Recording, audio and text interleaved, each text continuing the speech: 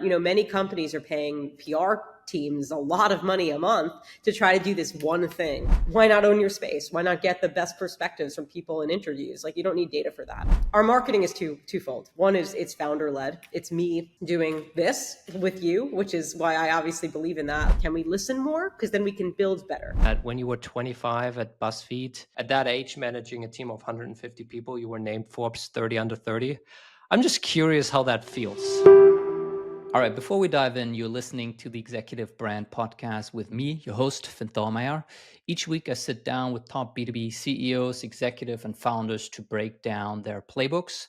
If you've not yet, it would really help if you subscribe or follow the show because it helps us get on better guests and create better content for you guys. All right, let's dive in. All right, I'm here with Melissa Rosenthal. She is the co-founder at Outlever. Outlever is turning companies into the voice in their industry, for example, by building their own owned newsroom. I think of you guys kind of as a modern PR comms agency, but you can correct me in a second here if you disagree. Previously, before starting Outlever, she was the chief creative officer at ClickUp, the CRO at Cheddar, and VP of creative at BuzzFeed. So quite an impressive background in the creative and media space. And that's why I wanted to have you on. So thank you for joining, Melissa. Yeah, thank you for having me. Excited to chat today. Awesome. Anything to correct or amend there in the intro? Do you think of yourself as a modern PR comms agency? I would say that we're reinventing a lot of the way that those things have acted in the past and rethinking what that motion is. But the reality is we are very full service, very hands-on, but what enables us to do what we do is definitely the tech that we've built. So I feel because, agency is a dirty word in tech and VC because obviously that doesn't scale.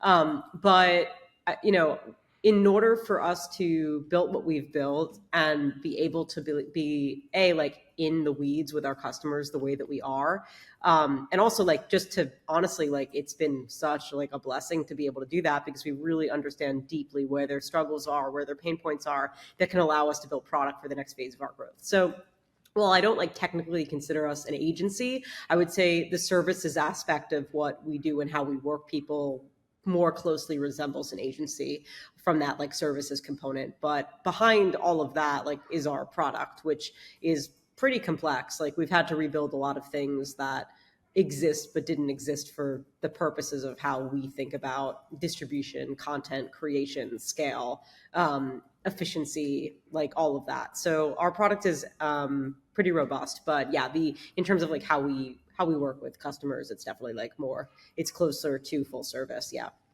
How would you describe the typical customer that you work with? Yeah. So, you go out the door and you're everyone's a customer. We can work with everyone. What we're finding now is it's pretty more later stage companies or we work really well with, they are doing things, they're investing in the right places. They have a pretty well-oiled, foundation of marketing. So seeing a lot of success with Series B and beyond. A bunch of our customers are public, but yeah, Series B to public is more of our sweet spot rather than the really early stage startups. Makes sense. If once they've sort of found product market fit and they have a clear version of their ICP and they know where they're going after, we do really well with them. We don't say no to certain other companies where we can help, but typically that's where it really works. Now, you said there that you're building this to build it how you think the modern world, how maybe PR and comms should be done, and it doesn't align anymore with how it used to work in the past. What are your biggest points of contention or disagreement with, let's say, the best practice status quo, how it used to work, or how it should work now? Yeah, I mean, well, traditional PR, right? When you think about that outreach, it's you create a press release, you send it over the wire, and you do some manual outreach to try to get picked up on publications. Publications are not what they were, 5-10 years ago. A lot of them, what we even see is they barely even publish. And when they publish, it's sort of kind of a sniper shot of even being able to get into that. And these days, one piece of, let's just say, earned media in a major publication, not New York Times, but let's just say not New York Times, not Wall Street Journal, I would say those are pretty high tier, and it's pretty hard to get anything published in them. But let's just say anything else. Like, what does that actually do? Like, no one can actually quantify like what a press piece being picked up in one publication does for them. Like TechCrunch. Let's pick on one. Yeah, like I don't really know what that does for a company. And many companies are paying PR teams a lot of money a month to try to do this one thing. And of course, like they do other pieces of it, but like eventually that really is like the main strategy. It's like try to get as much earned media as you can, but they really can't.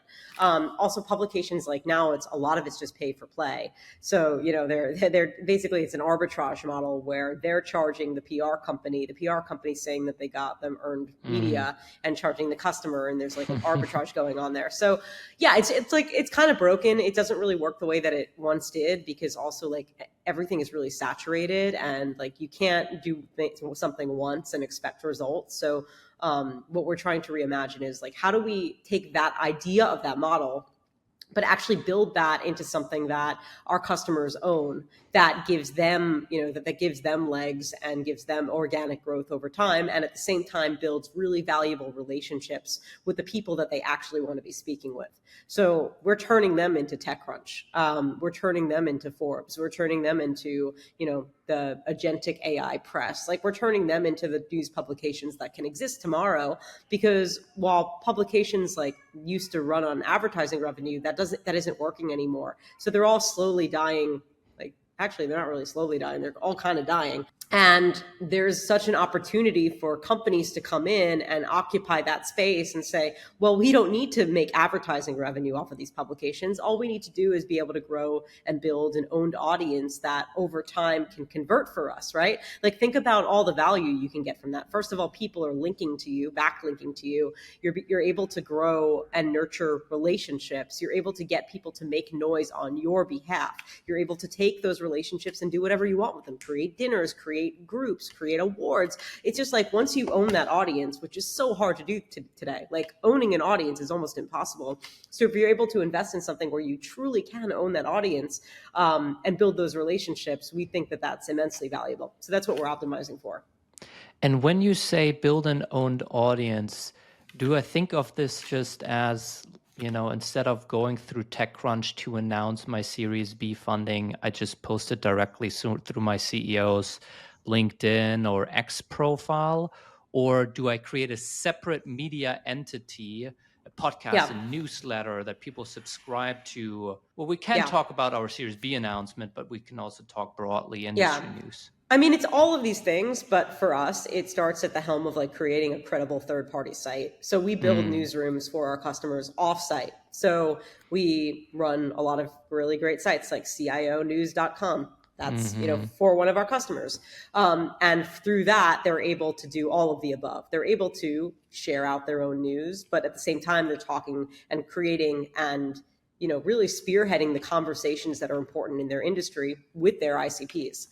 So that's really what we do. And then from all of that, everything that you said, there's definitely, a thought leadership, an internal thought leadership piece that plays along with that. There's a newsletter strategy. There's an event strategy. There's so much that comes from that. But yeah, it's creating a third party entity effectively. What does that take? I mean, obviously you can do it in all kinds of different scales, but if a company is thinking about, we should do this, we should create our own entity on a separate website, is this a whole team? And do I hire a VP to do this? Obviously, I hire Melissa and Outlever. You hire us. Yeah. I mean, there are companies that do it without us. They spend a lot of money on it. Like, and they don't publish nearly as much as we publish. Like we publish like a lot. So yeah, I mean, the companies that are doing it, they are investing, they're building an entire team. They're hiring away editorial talent from other publications, which is what we're doing. We're just building that at scale. But they're effectively doing the same model. They're just, spending a lot more on it because we've built the technology that enables us to do this at kind of extreme scale for our customers. But you basically like think about how you'd have to operate a newsroom. That's like what you'd have to do. There's a ton of sequences. The one thing, like there's a couple things that we do that are really special to our motion, which is we're doing media listening at extreme scale. So we're listening to hundreds of millions of signals every month. And what does that look like? It's what are people saying on social? What are companies doing? What are their newsletters saying? What's coming over the wire? What are the conversations bubbling up in Reddit? Like, we're listening to everything, which allows us to capitalize on the conversations that matter to our customers, and do outreach to the right people based on that to get them to speak. So, yeah, I mean, it's definitely like still a very like challenging motion to be able to build out. Like, what we've been able to do, I would say that most journalists, most publishers, anyone that's come from an editorial world would have bet heavily against us to say that that wasn't possible, and to say that we could not produce journalistic quality at scale. But how we look at it is we've built the tools to be able to do it. And we have two customers. One is our customer, right? The person that is working with us and paying us to create this media entity for them. And the second customer is the people that we're doing interviews with at scale.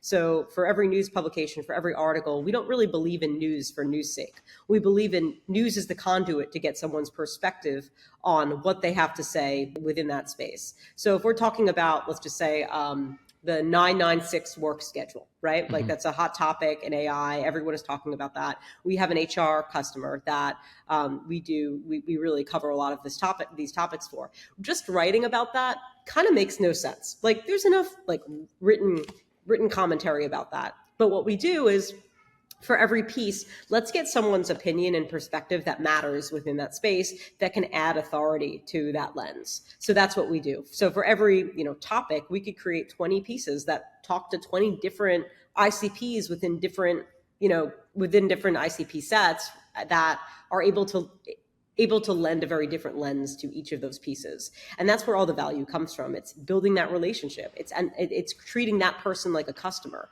and making sure that they have the best experience ever, that they feel like this piece is one of the best things they've ever read about themselves and about their perspective. So that's sort of, I think people probably would have bet that we wouldn't be able to create journalistic quality at scale that all included interviews. And that's really what our product allows us to do. Like, there is no doing this at scale without our product would not be possible. Interesting. Who to you in the B2B tech space is like the best example of a company that built their own newsroom? Carta is really, really good. They do a ton of like data infused news reporting, like based on the data that they have. I mean, think about it. Like, they have like they're Crunchbase on steroids in terms of like company data, right? So they're able to utilize all that data in market and create really thoughtful research pieces on it. So they're doing that really well. Ramp does a lot of like really interesting reporting. Think about the companies that are like data mines, right? Like, they have the best data on the planet in terms of like things that they can see trending within, ecosystems, and they're able to report on that. So, I've seen a lot of companies that have deep like data be able to kind of like think about this as like, we need to do something with this data. Like, it's a gold mine, and those two companies have acted on it.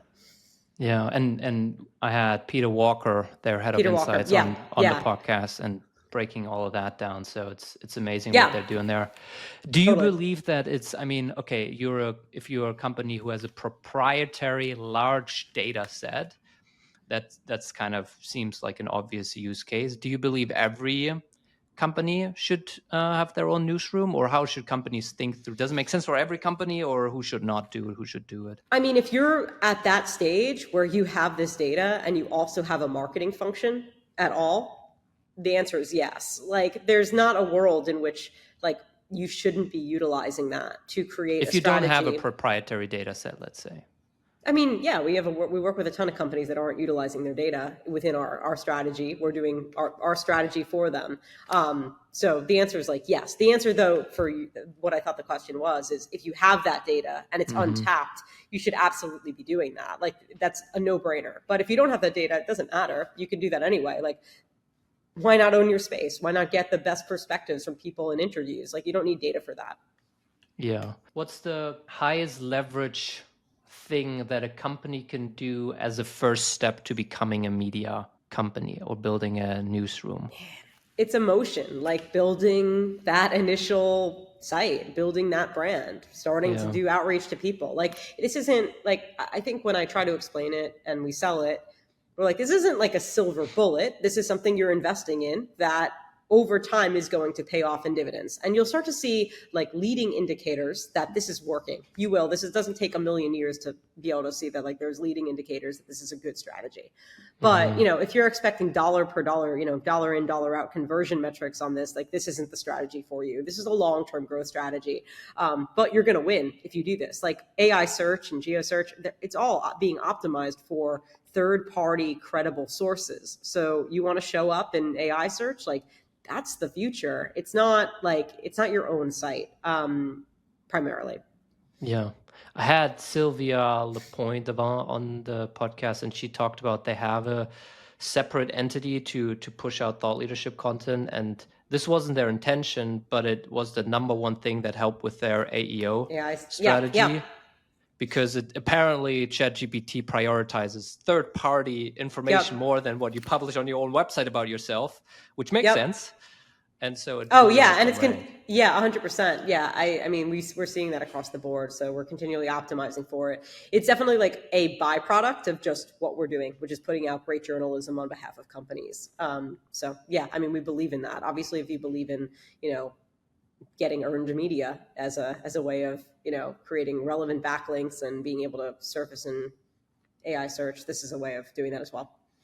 I'm curious to get your comment on, I've heard this narrative, obviously, of going direct and owning your own audience and doing that.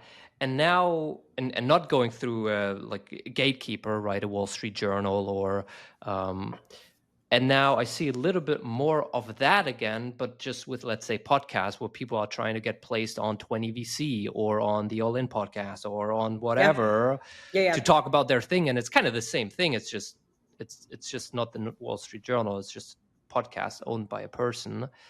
Do you think there is some trend again towards this other gate-kept thing? I mean, I think that's a great strategy. I think like that's 100% like a more scalable and adjacent strategy to like what we're doing. And I think that's a great way. I mean, like our entire business, right? Like we don't do, our marketing is twofold. One is it's founder led. It's me doing this with you, which is why I obviously believe in that. Like I put myself on as many podcasts as I can. If people reach out to me, I say yes to everyone. Which was earned, by the way. You earned this one. I reach out to you to try to get you on. Yeah. And I'll say yes to everyone because all of our growth has come from both this motion, which is my own LinkedIn and going on podcasts. So I have to say yes because obviously it works. And then the other piece is what we do for our customers. People are like, oh, this is interesting. So you're doing this on behalf of a company. So our own motion for our customers often works for us because companies are very interested in the fact that like we're doing this and they're like, oh, this was an amazing piece of journalism. Oh, and it's for this company. Wait, so do you do this for companies? And then obviously the wheels start turning. So those are our two main channels of marketing. Our own motion for our customers, which is pretty great because it obviously just shows the proof in what we do. And then exactly what you said, me being on podcasts, being loud and present and LinkedIn as well. When you build these separate media entities for companies, how direct are you with the link between the brand and the company and the product versus the separate third-party entity? We're very direct. We say like, this is, CIO news by X, like during our outreach, like there's not like, maybe in the first like 2 months or maybe the first month, sometimes we leave that out to try to build the audience organically, build up the credible nature of it, build people speaking. And then we introduce the fact that this is indeed powered by a company. Because there's no, like the value there is not like obfuscating it. It's being very straightforward with it. And like in the results, like when they're really happy with a piece, they'll share out the piece and they'll tag the company whose newsroom it is. Like we ask that, we encourage it, they do it. Like we see a ton of success. So there's no, I feel like, people would say like people aren't going to want to be featured. That's not true. All they care about is being featured in something where A, they sound really smart and articulate, and B, they're alongside a like-minded peer set. So, it's the same thing with Cheddar. Like when we were building Cheddar, it was like we put ourselves on the floor of the New York Stock Exchange. But how do you build a media company from ground zero? You have to get good guests on. How do you get good guests on? Well, you land a couple of good guests, and then you can land better guests because those guests see the other guests that were on. And then all of a sudden you're getting CEOs of, Fortune 500. So that's the strategy here. It's the same exact strategy in a way that we were doing at Cheddar for the way that we build these media companies for our customers. Once I had Jason Fried say yes to this interview on this podcast, it became a lot easier to get other guests on the podcast. We call it like elephant bumping, right? Like you wanna be in a room with like peers. You want to be in a room with people that you look up to and you're going to feel in good company with. So that's our strategy for building it. Now, to what you guys are doing, some of the advantage is the early mover advantage, that a lot of companies just don't have a separate media entity, or they don't treat themselves as a media company. In a world where you're successful and you convinced every company on the planet that they should be a media company, what's the moat there? Like, how do you, if every founder now goes on LinkedIn and every company has a newsletter and every company has a podcast, like what happens in that world? No, that's a great question. And the answer to that is we move on. So like, basically this is not the product that's going to scale us to becoming, doing 100 million in revenue, 200 million in revenue. There's no way. There's just no way.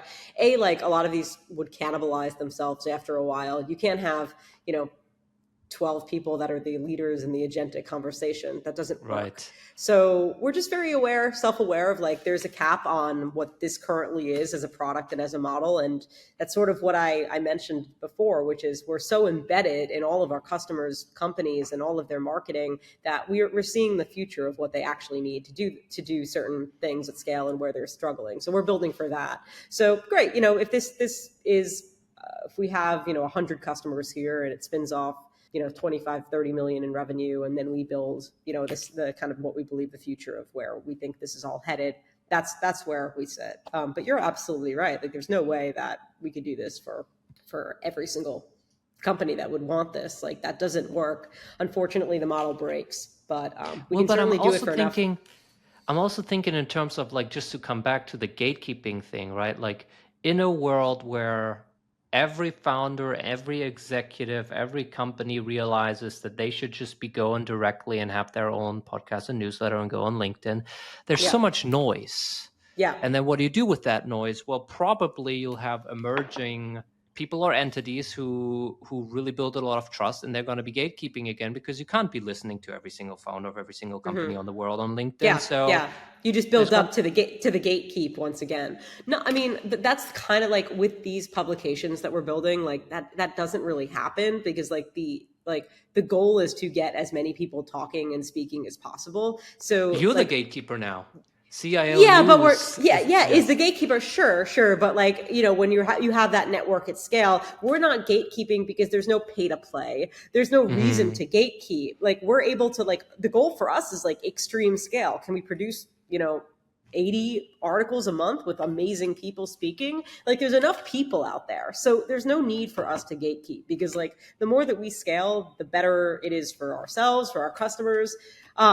But yes, I know what you're saying. Like there's a ton of noise within the podcasting thing. Like, but do I think that will actually happen? I mean, I'm on like 7 podcasts a week. Like they're not like, the ones that are like pay me to go on. I'm like, no, I don't need that.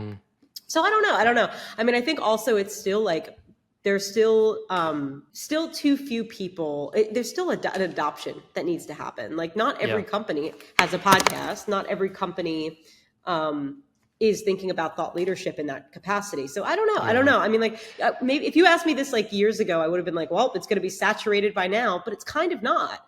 And I'm still seeing the rewards of going on all of these podcasts and people being like, they don't, the funny thing about it though is, okay, so I'll get on a call after I get inbounded and someone will say, I'll always say, how did you hear about me? How did you find me? Oh, I found you on a podcast. Oh, awesome. What podcast?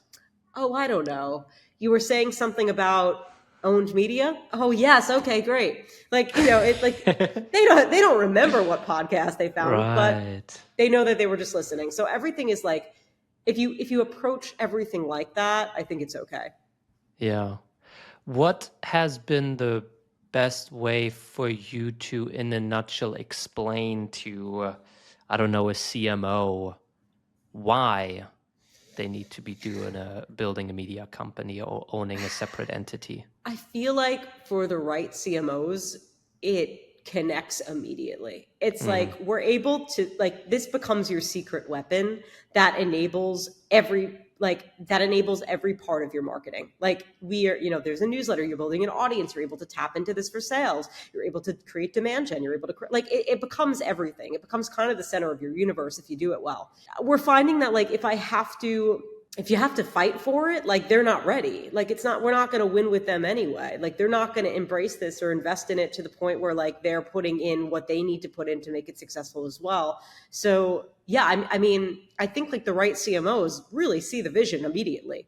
And it's been, we've had enough luck where there's enough business to just, like, find those people. Also, like, we're very vague about what we do, like, in a way, like our public facing website and what I say, I beat around the bush a lot. Like, sometimes I say exactly what we're doing, but a lot of times I just say the highest level things that would pique the interest of the right buyers, because I don't want to spell it out. Like, if I have to spell it out, then it's probably not the right fit anyway. I'll spell it out on the call, but if what I'm saying high level is intriguing enough, already I know that they're qualified in the way that they believe in kind of what I believe. Because what I say on this podcast, what I say on my LinkedIn is all based on qualifying questions. So if you're coming in through that content, I kind of know you're qualified. That's like how I think about it. Yeah, makes sense. Now, when you're building these newsrooms, the media side separately, should I think of this as a newsletter basically? And there's every day, every week, there's going out articles and opinion pieces by people in the industry, or what have you guys found? Where does a podcast sit in there? Yeah, I mean, the distribution is one-to-one and one-to-peer network. So we're publishing every day, but where people are coming in from, I don't believe in, like, hundreds of thousands of views. Like, these are coming in direct. Well, actually, we're getting a lot of impressions, but it's coming in through people sharing out their content on LinkedIn and driving traffic back to the articles. And it's from the companies in which we are featuring individuals from that company. So if we're doing a piece on, let's just say, from the CIO of Coca-Cola, that person's sharing that internally. We're getting a lot of people coming from Coca-Cola to the site saying, wow, this is a great piece. And you know what they're doing? They're reading other articles, because that's what they're doing. They're like, what is this site that our CIO is featured on? From there, he shares it out on LinkedIn, and we're getting all of his other CIO and peer set network people doing the same exact thing. So the traffic is very, like, one-to-one, one-to-peer network via, like, LinkedIn and via direct traffic. Newsletter is a part of it. Like, we are starting to build out newsletters because we're starting to say, all right, this audience is valuable. Let's create hyper-personalized email newsletters based on the content that now we know these people are looking at. So it's very data-driven, algorithm-driven, based on what we're seeing the kind of flow look like on the site and where people are actually coming in from. So newsletter is a part of it. Podcast is, well, yeah, if they're featured on our customer's podcast, we'll get them speaking in an article. If they're really happy with their article, we'll feed them to our customer's podcast. So it's definitely like a funnel and a channel, depending upon how you look at it, but it's the core. How do you think about quality versus quantity? Obviously, always everyone says you should do both, but would you rather, I mean, you could probably interview the CIO of Coca-Cola and get something pretty good, or you could, like, assemble a massive study and interview 50 CIOs and then aggregate that data into one massive study and spend weeks building, like, custom, original research. Where do you land on kind of how to maybe evaluate? Yeah, I mean, that would be great. We'd love to do that. Like, we're not doing that type of research yet. We're doing, like, really thoughtful pieces on that CIO's, like, thoughts and where he thinks the industry is headed and what that role means and whatever else is on his mind. And these pieces are really well written. Like, it's the highest quality. Are they, like, 5-week research dives? No, they're not. Again, like, we optimize for scale and for quality, because sure, like, if a customer was like, hey, we have this budget and we love our new site and we want to spend X amount of time doing a research project, sure, we could figure that out. But that's, like, very separate from what the motion is, because the motion here is volume and scale and high quality. But we're not doing that, because, like, they want the volume. That what's exciting to them is the noise we're making, the volume they're getting, the amount of people and the type of people and the quality of people and the quality of the pieces. Like all of this is exciting enough. Also, what we do is if they do their own first party research internally, so let's just say they're doing a whole research study, which many of them are already doing, we take that research study and we divide it into multiple sections, and then we go out the door and we get commentary on the research. So we're able to give their research legs. We're much more useful in that capacity because they're already doing their own studies. So how do we like give legs to the things that you're already spending time and effort and money on? How I'm sure you must be using AI at different places. How do you see AI's role in the, let's say, editorial process? Yeah, that's a great question. So our product is, it's like we rebuilt, the simplest way to describe it is like we've rebuilt a version of Fireflies. You know what Fireflies is? Correct. So what we've done is we've trained now Fireflies based off of thousands of interviews that we've conducted and our own journalists internally. So Fireflies, it doesn't write like the article, the AI within there doesn't, but it makes our interviewers really efficient. So when they're on the phone with the CIO of Coca-Cola, it's thinking for them. It's thinking about what questions they want to ask. It's starting to pull out what this person might say, how to spin that, where to take the piece, X, Y, and Z. So it's working alongside them. Like you mean live while they're on the call? Yeah, Wow. it's like a dual brain. And then after that, it creates here's the first draft of what I think could come out of this. And then from there, it's basically our journalists that are workshopping that draft. But it's riding along. And because it rides along, the data that it's able to process from, we're doing thousands of interviews a month is pretty robust. Like, I don't know if there's any other AI or data engine that's trained off of kind of what we have, which makes it proprietary. But the goal is to make our journalists really, really efficient. It's like the marriage of like AI and what I think good journalism and good content should be. And I think we do it pretty well. Where do you think we are on the trajectory of AI taking also the role of the journalist? So like some AI avatar running the interview. Is that a year, 5 years? I think people like to speak to people. I don't know if we would have as much success if we like automated that. I think there'll probably be other pieces that we can get better on as models progress, right? But like I don't think we'll ever replace that, which is also a challenge for us too, right? Like that's human hours that we're spending on the phone with these folks, their ICPs. But that's also what makes it really valuable because we're building a relationship. They're putting names to the actual interview. You're building a relationship with someone. It's like some of it is akin to like hosting a private executive dinner where it's a thought leadership executive dinner where you're speaking to people within that space on their own thought leadership and what's happening in their space, right? You wouldn't want to automate that. You're never going to automate that because no one wants to sit in a room with a bunch of robots. So I think like that's the closest thing that I would say like we would never replace that, which makes it really hard for us to scale because we need to then hire 100 people. Well, not really. We need to hire like a lot more people to interview if we were able to like, we can scale this pretty well. Again, like I think there's a cap on how much revenue we can do with it and how we can scale it to the point where like we want to build a huge company and a company that's meaningful and can do a lot of different things. And I think we're going to get there. This will be one piece of it, but not everything. Yeah, I don't know. I'm curious. I do think people want to talk to people. I'm not sure they want to talk to a nameless reporter.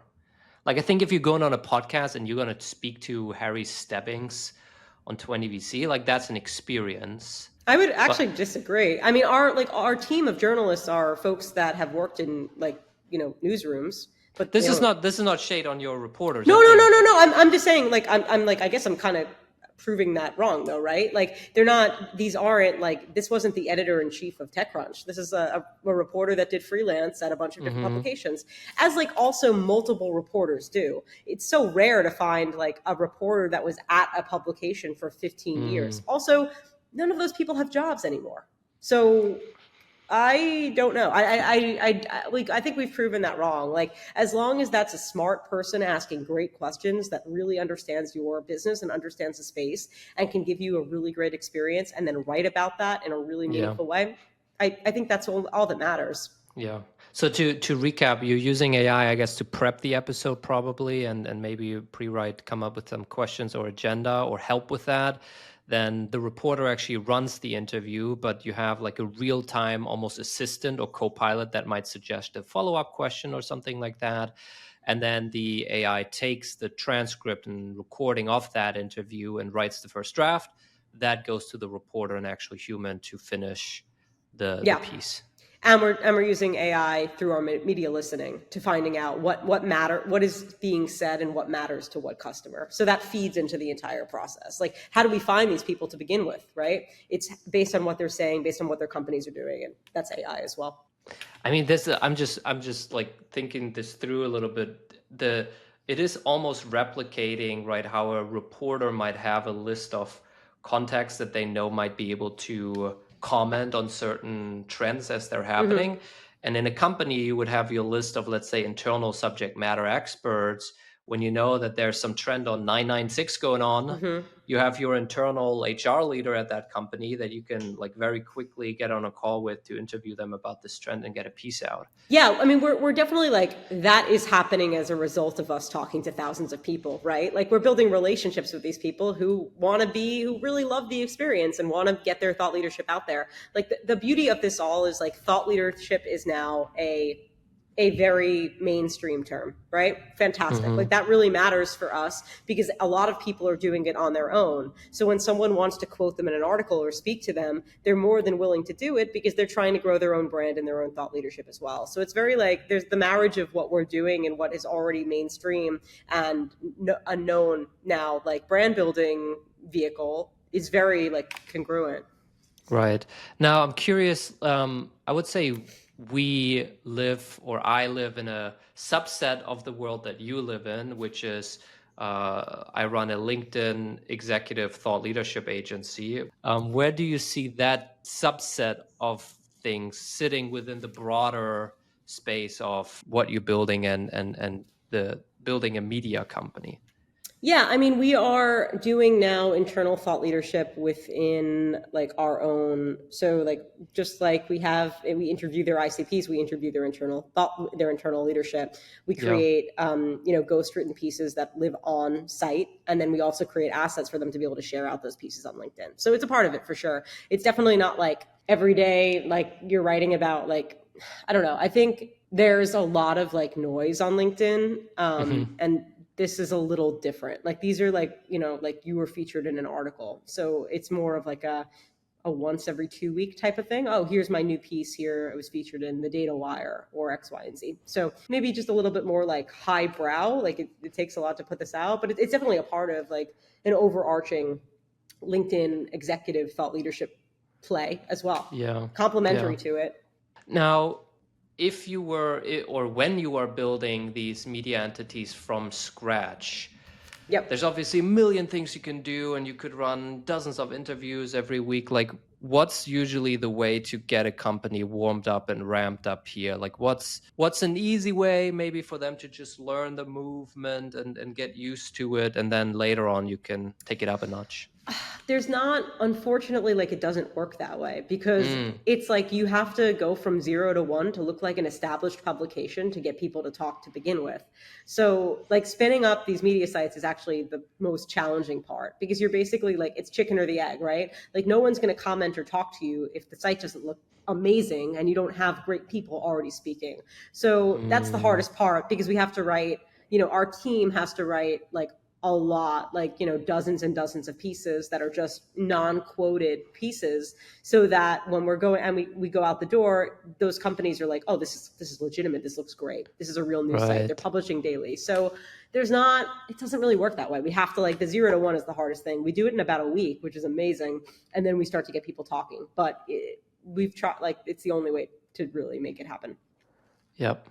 Makes sense. And I guess that's also why it is a moat, right? Because it is something that is... It's hard. It's really hard. Like, I don't want to understate like how challenging this is to do, which again, it's a moat until it's a moat, but it's not a moat because we're going to cap out at customers, right? Like this is not like infinite growth here. So that's why we're figuring out a different product to Well, I'm saying it's a moat for those brands that you're working with because It takes time.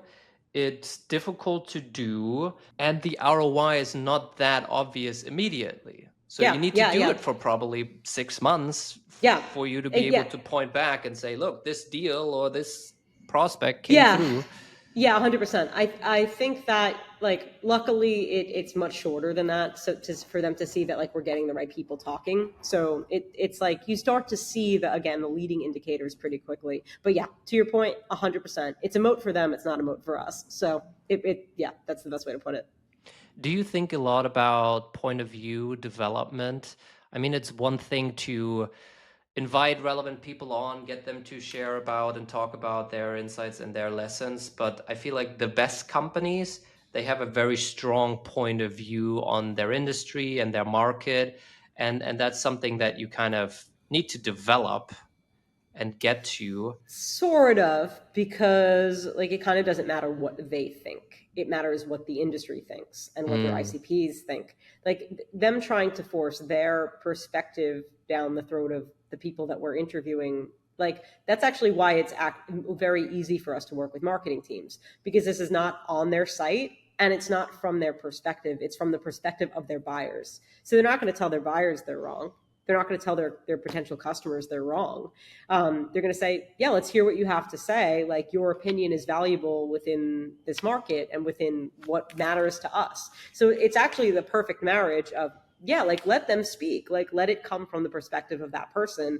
It's valuable, way more valuable to them that way. So we don't like that. That's a great question, because some people are like, well, how do you make sure that it's all in our tone and our brand? And I'm like, it's not. It's definitely not. And there's a very good reason for that.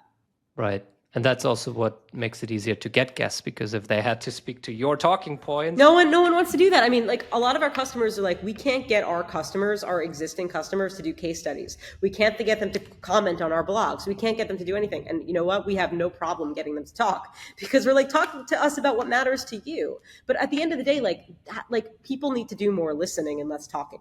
Like, I think that's the key to business. That's always been the key for me, is like, can we listen more? Because then we can build better for you. We can solve your problems. We can repeat back to you in the sales cycle what you actually need, because we've listened to you. And this is a part of that. Is the way that you monetize this separate media entity is, I mean, you could separately monetize that, I guess, but the goal is just to help grow the company, right? And I think that's also partly how you ended up here, because you came from BuzzFeed, where they had to monetize their media through advertising, and that kind of caps out at some point. Yeah, exactly. That's why this works, because we don't have to worry about advertising dollars. That's why media companies can't exist today, because it's really hard. Like eyeballs are fleeting, right? Like, you know, everything is decentralized. You have the decentralization of information through TikTok and through Instagram and through Facebook and Google, right? So they steal all the ad dollars from the media companies that need those ad dollars to survive. So they can't publish journalism anymore. So we don't have that issue at all, because the end goal of our customers is to build relationships. So it's like going like that a bit. Yeah. Now, to take a little bit of a left turn here, obviously you were at ClickUp, one of the most well-known brands in SaaS, as the chief creative officers for, I think, 3 or 4 years. What are some of the biggest lessons from that period? Maybe some things that you wish you had known before going into that role? Into ClickUp, it was perfect. I knew I didn't know much about SaaS and tech, and that's exactly what I needed to thrive in that role. It's like the not knowing and the naivety of like everything like made me succeed there, because I didn't need to confine to the way that tech and B2B marketing folks thought. I just pulled my experience from building BuzzFeed and Cheddar, and that was what really set me apart, because I was thinking of like, hey, if our ICP is pretty much, you know, every role, and it's teams of like 2 to 1,000 to thousands of people, then we need to have a marketing strategy that's more akin to a B2C approach. And that was exactly correct. Like you have to act like a B2C company if your ICP is everyone. Now, like, would that have worked at a company that is, you know, enterprise CISOs? No, but I probably would have just taken a slightly different approach to create that strategy for that market. But this worked because it was everyone. Like, that's why we ran a Super Bowl ad, because we just we needed brand awareness. So yeah, I think everything that like led me up to that role like really helped me, which was not knowing B2B SaaS marketing and coming from a consumer background. Yeah, that makes sense. Last question. I had it actually as my first question, and then we kind of jumped into things. It's again kind of off topic, but I saw that when you were 25 at BuzzFeed, at that age, managing a team of 150 people, you were named Forbes 30 under 30. I'm just curious how that feels, because I feel like it's a little bit of a also controversial titles. Some people really care about it. Some people think it Yeah. doesn't matter at all. I'm just curious. When you're 25 and like you've have like imposter syndrome and you've been like you're in a role in which like most people don't take you seriously because of your age, it's very validating. So I'll say that like it really helped me like be validated within myself too, and believing in myself, but also in the room when I'm trying to sell very complex things into CMOs. Be having that like all of a sudden like people want to talk to you. So it was really helpful for that time in my career, both like for my self-confidence and my ability to do well what I was doing, and then my ability to speak to people. But it's also like my success like pretty much everywhere was a result of building really great teams. And like, to have that's the other side of it, which is like you're getting this award and recognition for the work of like 150 people, right? Like they're the ones that like made this successful. I am orchestrating it, sure, which is great. Like I do believe like you need someone strong at the top that like people respect and believe in and can follow and can advise, right? But like, that's the work of 150 people that's like then going under the accolade of one person. So you struggle with that too. It's a little strange, but it was good for that point in my life. Do I care about awards now? Absolutely not. Like I care about professional, personal growth, building, solving problems. Like, accolades they're fine. They're kind of meaningless. Like I could win 100 awards and that doesn't matter if I'm not, achieving my goals. The goals are what really matter to me, like achieving and helping and creating like really cool solutions for customers. Love it. Now you'll be judging me hard because you're in this line of work on kind of interviewing and all those things. Anything I should have asked that I didn't ask? Anything you want to add here that we didn't discuss that you want people to leave with? The best interviews are the ones that are fluid and conversational, and where like you get the interviewee to kind of speak off the cuff because they start to trust the interviewer, and you've done just that. So no, I mean, I thought it was a really great interview, and like I trusted you. I believed in like your perspective on where this was and like what you were thinking, and it was very fluid. Like the worst podcast that I'm on or when they'll send over a list of questions and I'll say, I don't look at questions. Please don't make me look at these questions. Let's just have a conversation. I'm like, that's going to be the best thing that you'll get, because I'll probably say things that I don't say on every podcast, and I'll think about things in the moment and I'll respond to them. And then they stick to the script. They don't take that as the cue of like, this person wants to have a conversation, and what comes from that conversation will be the real like meat of what this is. So I hate it when it's just like, let's stick to these like very specific questions. The best interviewers can pivot and weave and go in and out and treat it like, okay, I see where this is headed. Let's go back here. Let's do this. Like you're managing that, that conversation, but you're doing so in a very elegant way where the interviewee feels very comfortable speaking. So you did a good job. I really enjoyed this. Thank you. I hate when people request the questions ahead of time. Me too. Me too. I'm like, I don't know now. I might also like, I think we do have people that do that, by the way, and we always share the questions with them, but we're like, yes, of course, like there's final approvals. If something is really off, we're never going to publish something. Like this isn't a gotcha piece, right? We're not trying to expose you. You're not trying to expose me. Like this is not the Wall Street Journal reporter doing like a report on something that's happening, a bad thing that's happening at a company. Yeah. Like that's sure that one. Yeah. You got to request the questions. They probably won't provide them, but very different nature. I think people are just afraid of media in general a little bit. Cool.